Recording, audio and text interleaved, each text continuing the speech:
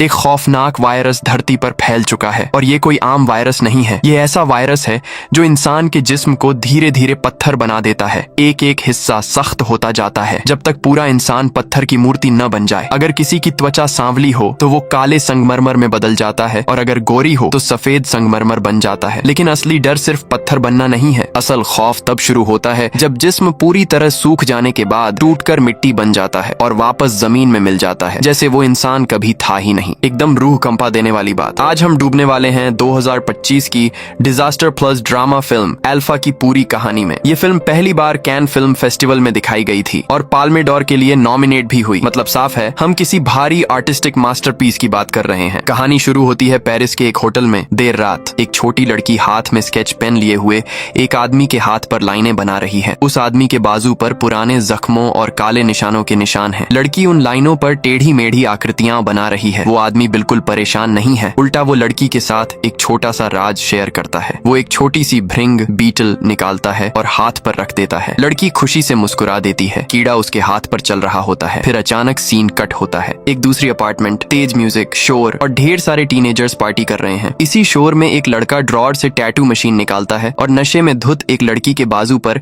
अजीब सा symbol tattoo कर देता है। वो लड़की है अल्फा, फिल्म की हीरोइन। अल्फा इतनी ड्रंक है कि उसे नीडल का दर्द तक महसूस नहीं होता। रात को वो लड़खड़ाती हुई घर पहुंचती है। दरवाजा खोलते ही उसकी माँ उसकी हालत और शराब की बदबू देख लेती है। माँ नफरत और गुस्से से देखती है। उसे बाथरूम में ले जाकर गर्म पानी से नहलाती है। लेकिन कपड़े उतारते वक्त उसकी नजर अल्फा के नए टैटू पर पड़ जाती है। माँ का खून खौल उठता है। उसे लगता है अल्फा चुप के टैटू शॉप चली गई। माँ बहुत स्ट्रिक्ट है। उसे लगता है टैटू अच्छे लोगों का काम नहीं। लेकिन उसकी घबराहट के पीछे एक और बड़ा डर छुपा है। वो डर है स्टोन वीरस का। ये वायरस दुनिया भर में फैल चुका है। किसी को नहीं पता ये कहाँ से आया, कैसे फैलता है। सबसे खतरनाक बात यह है कि इसका इंक्यूबेशन पीरियड बहुत लंबा होता है। सालों तक शरीर में सोया रह सकता है। जब इंसानों को इसका पता चला तब तक 2.5 साल बीत चुके थे और आधी दुनिया इन्फेक्टेड हो चुकी थी। माँ डर जाती है कि टैटू वाली नीडल कंटेमिनेटेड हो सकती थी। वो तुरंत अल्कोहल लेकर टैटू साफ करती है और तय करती है कि कल अल्फा को हॉस्पिटल ले जाएगी जहाँ वो खुद नर्स है, टेटनस इंजेक्शन लगवाने। लेकिन रिबेलियस अल्फा उसकी आंखों में आंख डालकर चुपचाप विरोध जताती है। रात को अल्फा जागती है और सुनती है कि उसकी माँ हॉल में किसी से शिकायत कर रही है। अल्फा को लगता है माँ उसी की बुराई कर रही है। वो टूट जाती है। खिड़की से बाहर देखती है। उसके दिमाग में भागने का आइडिया आता है। वो जूते पहनती है, जैकेट लेती है, बैग उठाती है और बैल्कनी की तरफ जाती है। लेकिन जैसे ही बाहर कदम रखती है तेज हवा चलने लगती है। स्कैफोल्ड जोर जोर से हिलने लगता है। डरावनी आवाजें आने लगती हैं। हवा रुकती है। माँ अल्फा को खींचकर अंदर ले आती है। अल्फा माँ को थका हुआ और परेशान देखकर उससे लिपट जाती है और बार बार माफी मांगती है। इस बार माँ चिल्लाती नहीं, बस कहती है कि खुद को इतना ब्लेम मत किया कर। अगली सुबह अल्फा हॉस्पिटल जाती है। नर्स टेटनस इंजेक्शन तैयार करती है। लेकिन जैसे ही अल्फा सिरिंज देखती है उसे बचपन का नीडल फोबिया याद आ जाता है। नर्स वापस आती है। उसे लगता है कि अल्फा उस पर भरोसा नहीं कर रही, इसीलिए वो ऑफर करती है कि उसकी माँ को बुला देती है ताकि वही इंजेक्शन लगा दे। लेकिन अल्फा तुरंत उसे रोक देती है और जिद करती है कि वो खुद ही इंजेक्शन लगाएगी। माँ क्योंकि वायरस को लेकर बहुत परेशान है, नर्स से कहती है कि अल्फा का ब्लड सैंपल ले लिया जाए ताकि टेस्ट हो सके। लेकिन अफसोस हॉस्पिटल पहले ही सैंपल से भरा पड़ा है और दबाव बहुत ज्यादा है, इसलिए तुरंत रिपोर्ट निकलना नामुमकिन है। नर्स बताती है कि रिजल्ट आने में 2 हफ्ते लगेंगे। ये सुनकर जाहिर है सब शॉक में आ जाते हैं। आईसीयू में अल्फा की माँ मरीजों को देखने जाती है। लेकिन चलते चलते वो नोटिस करती है कि जो कॉरिडोर हमेशा शोर और भीड़ से भरा रहता था आज बिल्कुल खाली पड़ा है। 2 दिन से कोई चीख पुकार तक नहीं, यहाँ तक कि कल का डिनर भी अभी तक वार्ड में नहीं पहुंचा। वो हैरान होती है, समझ नहीं आता क्या हो रहा है। तभी एक नर्स अंदर आती है। माँ तुरंत उसे रोकती है और पूछती है कि बाकी स्टाफ कहाँ गया। जवाब सुनकर उसके पैरों तले जमीन खिसक जाती है क्योंकि वायरस बेहद खतरनाक और कंटेजियस है और अभी तक उसका कोई वैक्सीन नहीं बना। सारे नर्सों ने अपनी जान बचाने के लिए सामूहिक इस्तीफा दे दिया और भाग गए। माँ को बहुत गुस्सा आता है, दुख भी होता है, लेकिन वो कुछ कर नहीं सकती। वो खुद ही खाने की ट्रॉली धक्का देती है और मरीजों में डिनर बांटना शुरू करती है। मरीजों की हालत देखकर पत्थर दिल इंसान भी पिघल जाए। ज्यादातर क्रिटिकल केस हैं। उनके शरीर में इन्फेक्शन 45% से ऊपर जा चुका है। मतलब वो खुद कुछ भी नहीं कर सकते। अच्छी बात यह है कि ये वायरस सांस से नहीं फैलता, इसलिए हॉस्पिटल के अंदर अभी हालात थोड़े कंट्रोल में हैं। जब वो वार्ड के आखिरी बेड तक पहुंचती है वहाँ ऐसा सीन दिखता है कि दिल टूट जाए। कल तक जो मरीज होश में था, बातें कर रहा था, आज पूरी तरह पत्थर बन चुका है। एक स्टोन स्टैच्यू। माँ बेड पर पड़े मरीज की तरफ देखती है, बिल्कुल शांत होकर उसके ऊपर लगे सारे उपकरण हटाती है और पूरे सम्मान के साथ उसकी आखिरी विदाई करती है। अब कहानी वापस अल्फा पर आती है। हॉस्पिटल जाने की वजह से वो स्कूल की पहली क्लास में लेट हो जाती है। टीचर उसे घूर कर देखती देखते हैं। उन्हें उसकी देर बिल्कुल पसंद नहीं आती। वो होमवर्क जमा करने का बहाना बनाकर अल्फा को बोर्ड पर बुलाते हैं ताकि सबके सामने उसे शर्मिंदा कर सकें। लेकिन अल्फा को पता ही नहीं चलता कि जैसे ही वो घूमती है उसके हाथ पर टैटू वाला जख्म खुल चुका है और खून बहने लगता है। डेस्क पर खून देखकर सारे स्टूडेंट्स सन्न रह जाते हैं। अल्फा घबरा जाती है और समझाने की कोशिश करती है कि ये बस हाथ का जख्म है,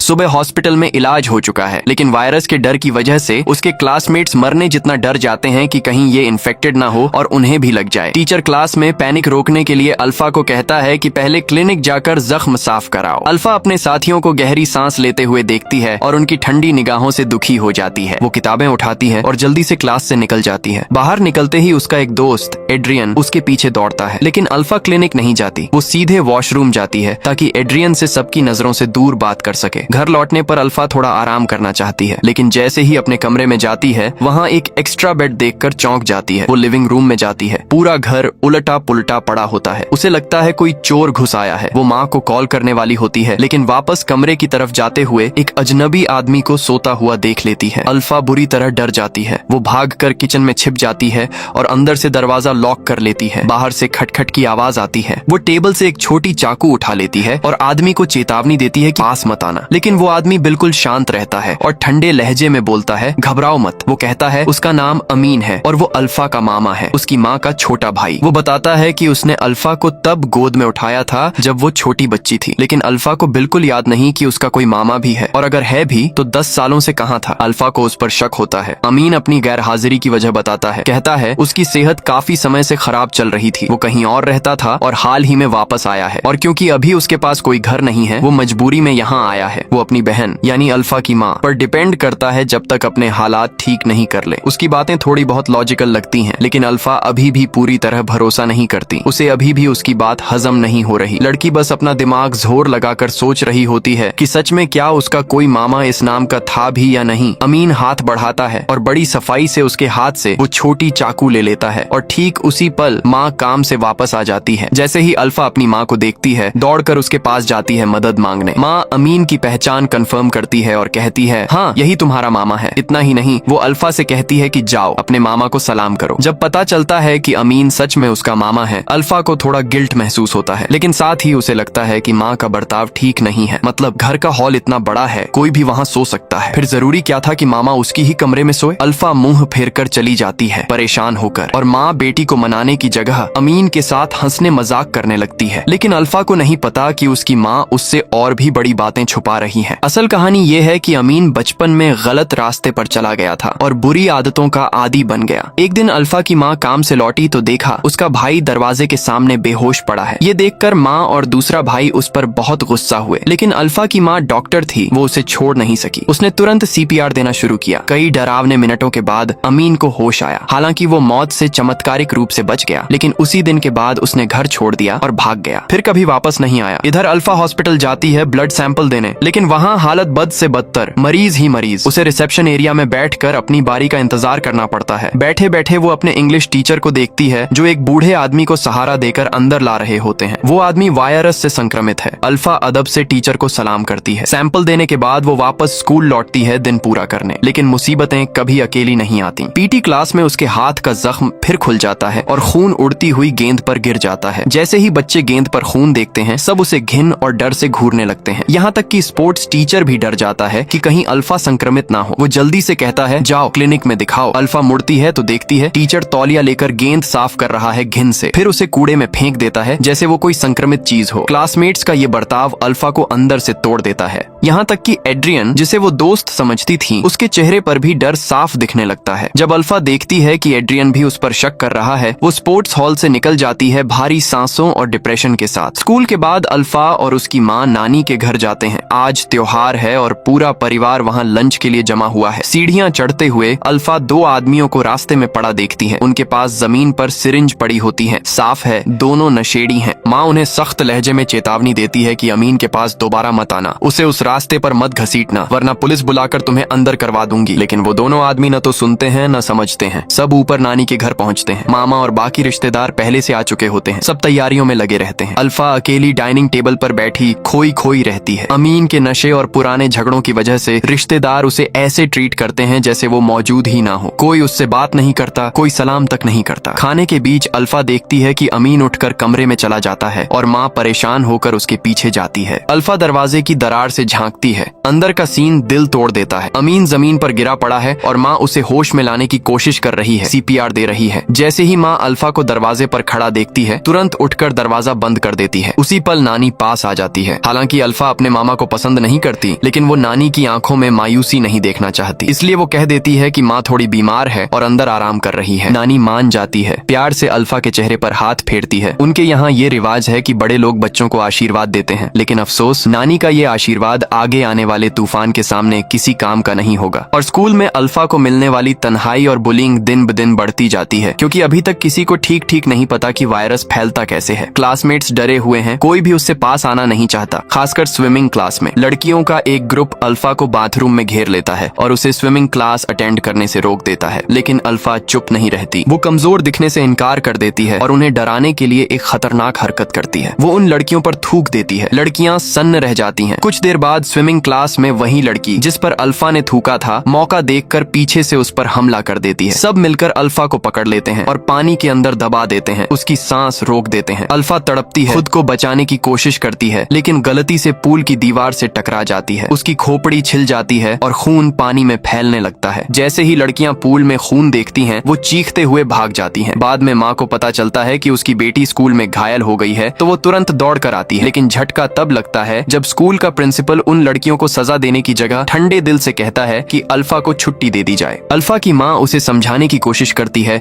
कि टेस्ट का रिजल्ट आने दो, लेकिन प्रिंसिपल जिद पकड़ लेता है कि जब तक मेडिकल रिपोर्ट नहीं आएगी अल्फा स्कूल वापस नहीं आएगी। माँ के पास मजबूरी में मानने के अलावा कोई रास्ता नहीं बचता। वो अल्फा को लेकर अस्पताल जाती है रिपोर्ट निकलवाने, लेकिन वायरस की इंक्यूबेशन पीरियड बहुत लंबी होती है, इसलिए ब्लड टेस्ट 100% कंफर्म रिजल्ट नहीं देता जब तक पत्थर बनने के लक्षण शुरू न हो। माँ दूसरा रास्ता सोचती है। वो अल्फा को जांच वाले कमरे में ले जाती है और उसके गले और शरीर के दूसरे हिस्सों को बहुत ध्यान से चेक करने लगती है, क्योंकि जाने पहचाने लक्षणों के मुताबिक जैसे ही इंसान संक्रमित होता है, गले में सख्ती आने लगती है, मरीज पत्थर जैसी खांसी करता है और पेट में कैल्सिफिकेशन की वजह से दर्द महसूस होता है। माँ अल्फा का गला अच्छे से देखती है, लेकिन वहाँ कोई पत्थर की धूल नहीं होती। पेट भी ठीक होता है, दर्द का कोई रिएक्शन नहीं। माँ राहत की सांस लेने ही वाली होती है कि अचानक अल्फा को जोर की खांसी का दौरा पड़ता है। माँ वहीं जम जाती है जब वो अल्फा के मुंह के आसपास पत्थर जैसी धूल देखती है। अल्फा माँ की घबराई हुई नजरें देखती हैं और दौड़कर आईने के सामने जाती है। जैसे ही खुद को देखती है, सन्न रह जाती है। क्या सच में एक बेवकूफ सी पार्टी उसकी इस दर्दनाक मौत की वजह बन गई? जब माँ को यकीन हो जाता है कि उसकी बेटी सच में संक्रमित है, वो लगभग पागल हो जाती है। किताबें खोलती है, रिसर्च पढ़ती है, इलाज ढूंढने की कोशिश करती है, लेकिन ये पत्थर वाला वायरस 10 साल से ज्यादा हो चुका है और साइंटिस्ट आज तक इसके सामने बेबस खड़े हैं। न कोई इलाज, न कोई वैक्सीन, न ये समझ आता है कि फैलता कैसे है। माँ को बस इतना पता है कि मरीजों को हॉलुसिनेशन होने लगते हैं। वो टूट कर अपनी डेस्क पर बैठ जाती है, फिर अल्फा के कमरे में जाती है उसे दिलासा देने, लेकिन दरवाजे पर जो देखती है वो अजीब भी है और डरावना भी। उसका भाई अमीन और उसकी बेटी अल्फा दोनों बिस्तर पर कांप रहे होते हैं। उनकी हरकतें बिल्कुल एक जैसी होती हैं, जैसे आईने का अक्स हो। माँ अपनी बेटी को तड़पता देख बस उसे सहला सकती है। वो वही हरकत दोहराती है जो नानी ने की थी, उंगली से उंगली छूती है, प्यार और बेबसी के साथ। उसी पल वो अतीत में चली जाती है जब वायरस पहली बार फैला था। उस वक्त हजारों मरीज अस्पताल पर टूट पड़े थे, बेड कम थे, अस्पताल पूरी तरह भर चुका था। सिक्योरिटी ने दरवाजे बंद कर दिए थे, बाहर लोग बेकाबू हो रहे थे, हंगामा कर रहे थे। उस समय माँ सिक्योरिटी के फैसले से नाराज थी, लेकिन सच ये था कि अस्पताल में एक और सुई लगाने की भी जगह नहीं बची थी।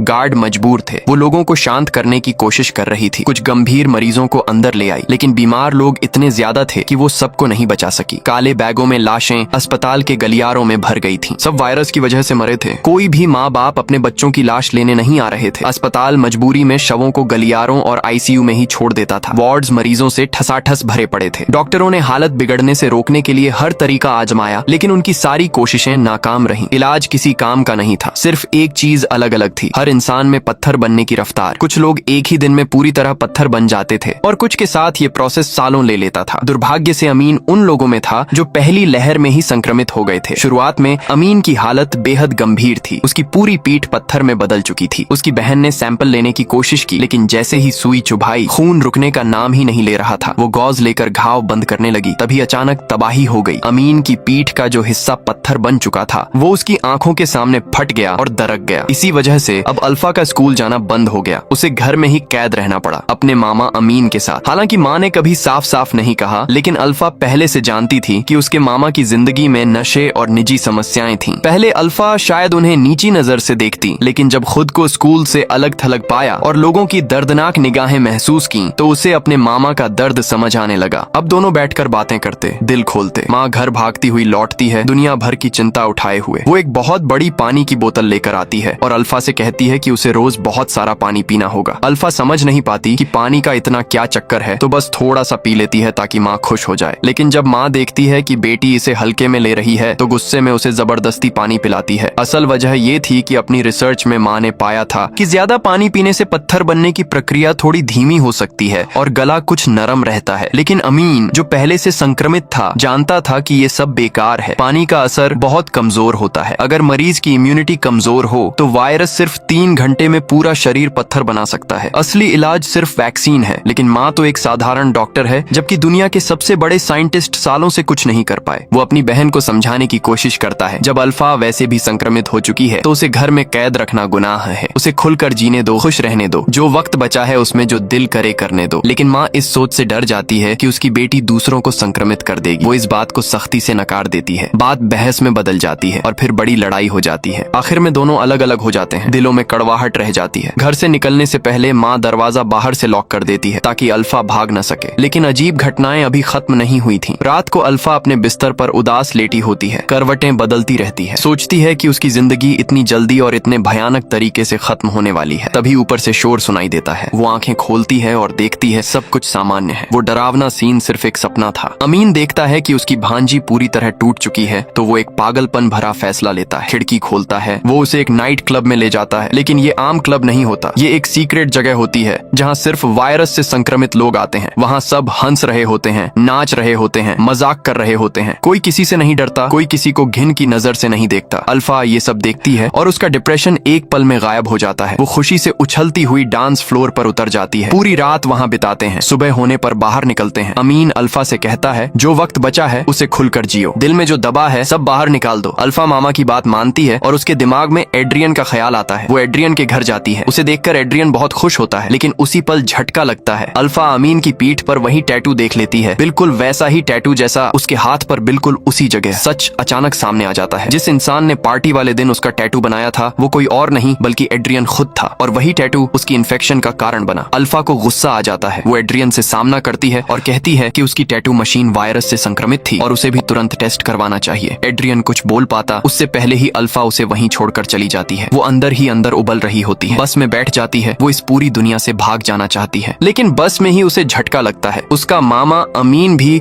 उसी बस में होता है। उसे देखकर अल्फा का रिएक्शन ठंडा रहता है। अमीन उसे लेकर समंदर किनारे ले जाता है और उससे आखिरी ख्वाहिश बताता है। अल्फा सोचती है शायद वो बस थोड़ी शांति से बैठना चाहता है, लेकिन वो हैरान रह जाती है जब देखती है कि अमीन ड्रग्स और प्रतिबंधित चीजें निकालता है। कहाँ से लाया भगवान जाने। अल्फा उसे रोकना चाहती है, लेकिन शब्द गले में अटक जाते हैं। वो कुछ कह नहीं पाती। अमीन पहले ही डोज ले चुका होता है और बेहोश होकर गिर पड़ता है। अपने मामा को जमीन पर पड़ा देखकर अल्फा समझ जाती है कि बहुत बड़ी मुसीबत हो गई है। वो पास के होटल में दौड़ती है और माँ को फोन करके मदद मांगती है। माँ जैसे ही भाई के बारे में सुनती है सब कुछ छोड़कर पागलों की तरह होटल की तरफ भागती है। रास्ते में उसे 10 साल पुरानी एक याद आ जाती है। इसी समंदर के पास इसी होटल में अमीन ने अल्फा को जब वो बहुत छोटी थी चुपके से घर से निकाल लिया था ताकि कमरे में जाकर ड्रग्स ले सके। छोटी अल्फा को कुछ समझ नहीं आया था। वो बस यही सोच रही थी कि उसका मामा बीमार है और सो रहा है। उसने फ्लो मारकर पेन निकाला और उसके हाथ पर ड्राइंग करने लगी। जब माँ वहाँ पहुंची अमीन की सांस रुक चुकी थी। वो सच में मर चुका था। किस्मत से माँ के पास एड्रेनालिन इंजेक्शन था और उसने चमत्कारिक तरीके से उसे वापस जिंदा कर लिया। लेकिन खुशी ज्यादा देर नहीं रही। अमीन की हालत तेजी से बिगड़ने लगी